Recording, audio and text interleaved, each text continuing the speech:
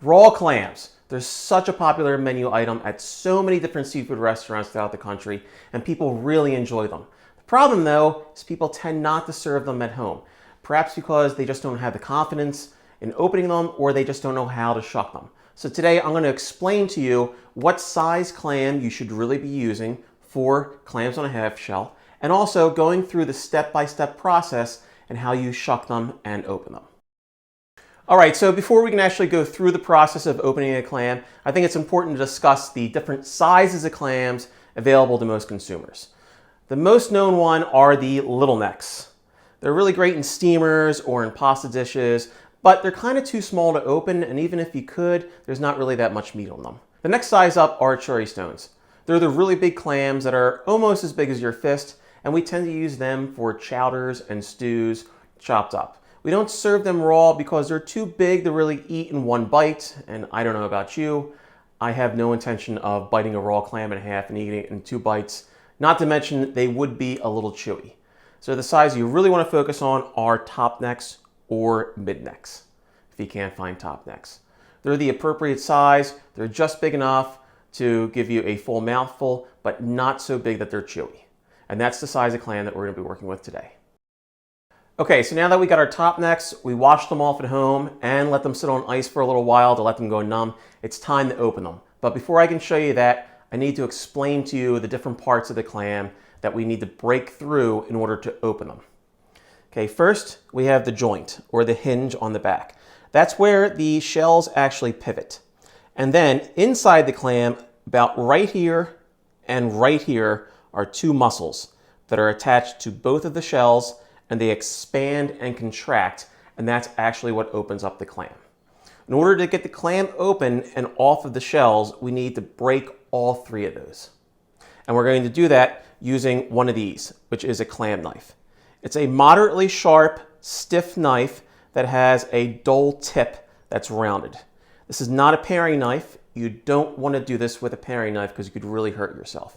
So make sure you get a clam knife, but don't buy an expensive one. These tend to get ruined pretty fast. I got this one for $6 on Amazon, and that's all you really need.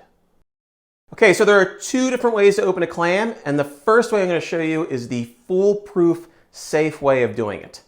First, you want to grab your clam and place it in your left hand so that the hinge is pointing towards your fingers. This little dimple in the shell, you want that on the side of your thumb. And we're going to take our knife and place it right in the joint. And you're going to use your left hand to apply pressure and your right hand to control the knife. And all we're going to do is wiggle this in, and that's going to damage the joint to the point where the clam can no longer stay shut. Next, we're going to remove the knife, flip the clam over, and now we should be very easily able to press the knife in between the 2 shells, like so. Now once it's in there, you twist down, twist up, pull the knife out slightly, and scrape the top of the shell. And then you should be able to twist off the top of the shell. After the top of the shell is loose, we want to scrape the bottom again, and that should loosen the clam from the shell. And you want to be able to loosen it so that if you turn it upside down, the clam just falls out on its own. All right, so that is the foolproof and safe way of opening a clam where you're probably not going to hurt yourself. But in a restaurant, we tend to skip the step of breaking the joint and just press the knife directly in between the shells. Now this one is a little harder. It takes a lot of practice to get this right. I'm going to show you how to do it, but just be forewarned that if you slip, you're probably going to end up cutting yourself. So you take the clam, and you really want to disturb the clam as little as possible so it doesn't wake up. Get it into your hand, and then you're just going to press it in there. And I made that look really easy, but I've done thousands of these. And in order for this to work, this knife can't be at an angle. It needs to be exactly lined up with the opening of the clam, or otherwise the shell's going to break and the knife could go into your wrist and cut yourself down here. But as soon as you get in there, same mechanics after that. Down, up, scrape, twist, scrape loose. All right, something to watch out for too on your opening clams is every now and then you'll come across a clam where the shell's damaged, but you don't know it until you go to open it.